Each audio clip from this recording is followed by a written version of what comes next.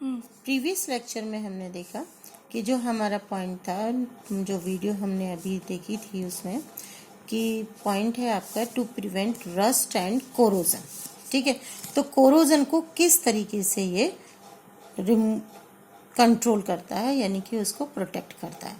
तो lubricating oil oily होने की वजह से क्या होगा, एक सरफेस उस पर अपनी जो स्लाइडिंग सरफेसेस हैं, जो मैकेनिकल पार्ट्स हैं, उन पर एक सरफेस फॉर्म कर लेता है।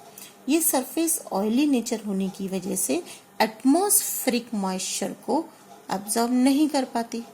ठीक है, एटमॉस्फेरिक मॉइस्चर जब एब्जॉर्ब नहीं होती तो एटमॉस्फेरिक ऑक्सीजन के साथ जो मैकेनिकल पार्ट्स हैं, जो आयरन के हैं, उनका कोई रिएक्शन नहीं हो पाता। इस कंडीशन में हम ये कहते हैं कि रस्ट एंड कोरोजन से भी हम प्रोटेक्ट कर पाते हैं। तो लुब्रिकेटिंग ऑयल लुब्रिकेटिंग ऑयल जो होता है, this will act as a protecting function of rust and corrosion prevention में। ठीक है, तो ये हमें रस्ट एंड कोरोजन से प्रिवेंट करता है by forming a protective layer at the surfaces of the two sliding mechanical parts. ठीक है, नेक्स्ट पॉइंट है it reduces the maintenance and running cost of the machine. अब ये मशीन का natural बात है, इतने सारे जो हमने इफेक्ट्स पढ़े लुब्रिकेटिंग ऑयल के, वो एक तरीके से क्या कर रहा है कि मेंटेनेंस को भी जो है कम कर रहा है, कि हमें मेंटेनेंस ज़्यादा नहीं करनी पड़ेगी मशीनरी पार्ट्स की। और दूसरा, वो कम टाइम ना चल के अब ज़्यादा टाइम तक चलेंगे, तो जो उसकी रनिंग कॉस्ट है वो भी कम हो जाएगी। ठीक है, नेक्स्ट है इट ट्रांसमिट्स फ्लूइड पावर। ये फ्लूइड पावर को भी इसी तरीके से, जो पिस्टन वाला है, तो फ्लूइड का भी हम ये कहते हैं कि इजीली इसको भी इंक्रीज कर देता है।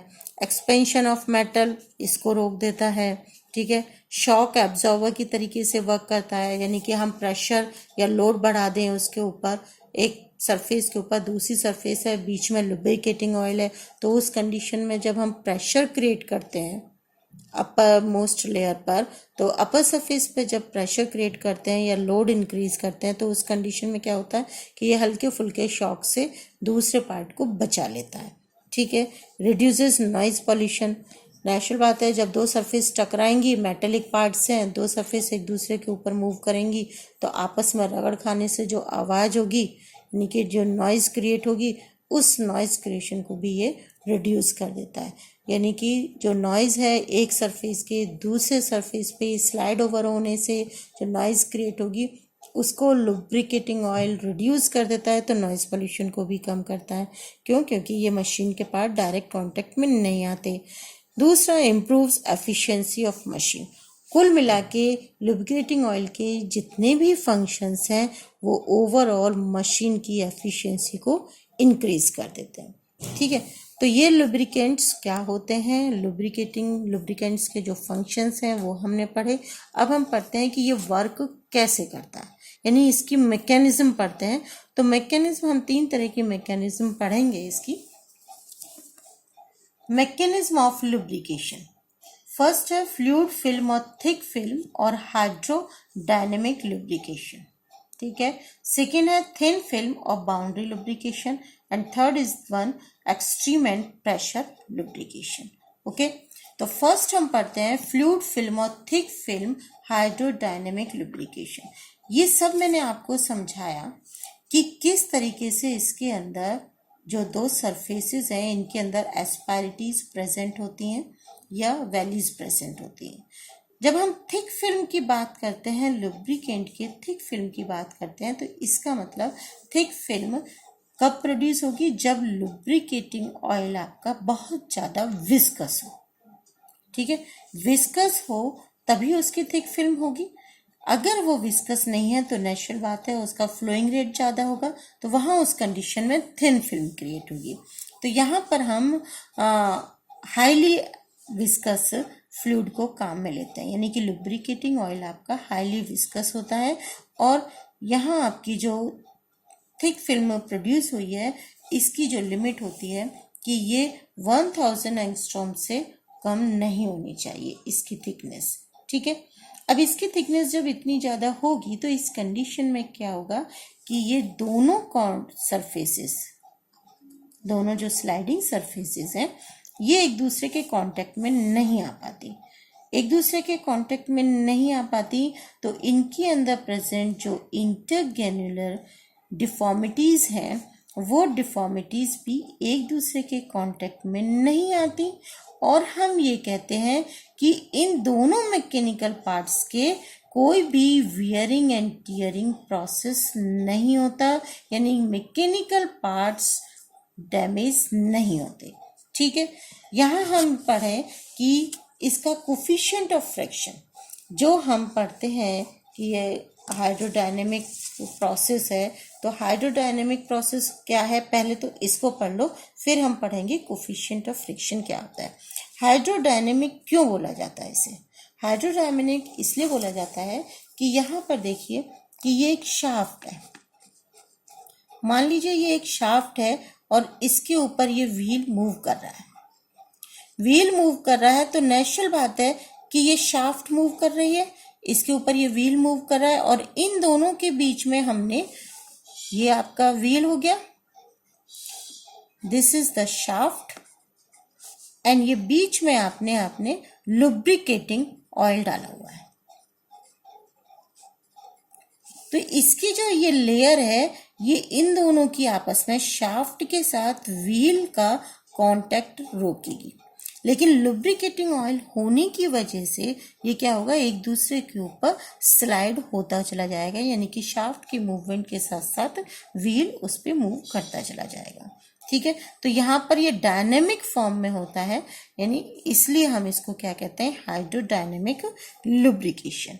ठीक है, तो ये एक दूसरे से बहुत ज़्यादा दूर होती हैं। हम जो प्रेशर अप्लाई करते हैं वो भी नेचुरल बात है, इस लुब्रिकेटिंग ऑयल की थिकनेस की वजह से कम अप्लाई हो पाता है, यानी कि जो thick film hydrodynamic lubrication process है, इस मैकेनिज्म में जो कोफिशिएंट ऑफ फ्रैक्शन है बहुत कम हो जाता है। हम अगर इसको कंपेयर करें, क्योंकि जब हमने लुब्रिकेट, देखो कंपेयर करने से पहले एक चीज़ समझो कि ये क्या है coefficient of fraction. Coefficient of fraction अगर हम देखें, हमने जो दो पार्ट्स लिए हुए हैं उनमें लोड अप्लाइड किया हुआ है W। ठीक है, अब जो एक पार्ट दूसरे के पार्ट के ऊपर मूव करेगा, ठीक है, तो वहाँ उसके लिए हमें कुछ फोर्स तो अप्लाई करना पड़ेगा। क्यों? क्योंकि रेजिस्टेंस फोर्स भी क्रिएट होता है। उस रेजिस्टेंस फोर्स को रिमूव आउट करने के लिए, उसको ओवरकम करने के लिए हमें फोर्स अप्लाई करना पड़ेगा। जब हम लुब्रिकेटिंग ऑयल यूज कर लेते हैं तो नेचुरल बात है ये रिक्वायर्ड फोर्स कम हो जाता है। ठीक है, रिक्वायर्ड फोर्स कम हो जाएगा, तो इस कंडीशन में जब थिक फिल्म प्रोड्यूस होगी लुब्रिकेटिंग ऑयल की, तो ये रिक्वायर्ड फोर्स कम होगा, it means coefficient of friction कम हो गया। तो हम ये कहते हैं कि the coefficient of friction is as low as 0.0012 to 0.03 for fluid fill lubricating system, जबकि अनलुब्रिकेटिंग सिस्टम के लिए ये होता है 0.5 to 1.5। ठीक है, तो ये कोफिशिएंट ऑफ फ्रैक्शन हमारा बहुत कम हो जाता है। यहाँ आपको कि क्यों इसको हाइड्रोडायनेमिक बोलते हैं और किस तरह से ये वर्क करता है, ये इसकी मैकेनिज्म है। जनरली दिस टाइप का जो मैकेनिज्म होता है ये डेलिकेट मशीनरीज में काम आता है, जैसे कि वॉचेस हैं, क्लॉक हैं, स्विंग मशीन है, ये है। अब लुब्रिकेटिंग ऑयल क्या है? जो लुब्रिकेटिंग ऑयल हम इसमें यूज़ करते हैं वो जनरली हाइड्रोकार्बन्स होते हैं। हाइड्रोकार्बन्स है, जैसे कैरोसिन ऑयल है। कैरोसिन ऑयल आपको मालूम है C12H26। ठीक है, ये कैरोसिन ऑयल होता है। इस कैरोसिन ऑयल को हम हाइड्रोकार्बन ऑयल में यूज़ करते हैं, लेकिन इसके साथ हमें एक ब्लेंड मिक्सचर काम में लेते हैं। ब्लेंड मिक्सचर का मतलब है कि इसके अंदर, कैरोसिन ऑयल के अंदर हम लॉन्ग चेन हाइड्रोकार्बन्स को भी ब्लेंड कर देते हैं। तो उसके कंडीशन, उसके साथ क्या होगा, इस कैरोसिन ऑयल की विस्कोसिटी इंक्रीज हो जाएगी। विस्कोसिटी इंक्रीज होगी तो नेचुरल बात है कि ये दो सरफेसेस के बीच में थिक लेयर का फॉर्मेशन कर लेता है। थिक लेयर का फॉर्मेशन होने के साथ ही हम ये कहते हैं कि ये इजीली हाइड्रोडायनेमिक फॉर्म में आ जाता है, और ये लुब्रिकेशन क्या कहलाता है, हाइड्रोडायनेमिक लुब्रिकेशन। ठीक है, क्लियर नाउ। तो नेक्स्ट अपना लेक्चर में हम पढ़ेंगे कि बाकी दोनों जो मैकेनिज्म है उन्हें हम नेक्स्ट लेक्चर में पढ़ेंगे। आज के लेक्चर में अभी हम ये देख लेते हैं। अगर ये वीडियो अपलोड हो जाती है तो नेक्स्ट लेक्चर भी अपलोड कर देंगे आपके लिए।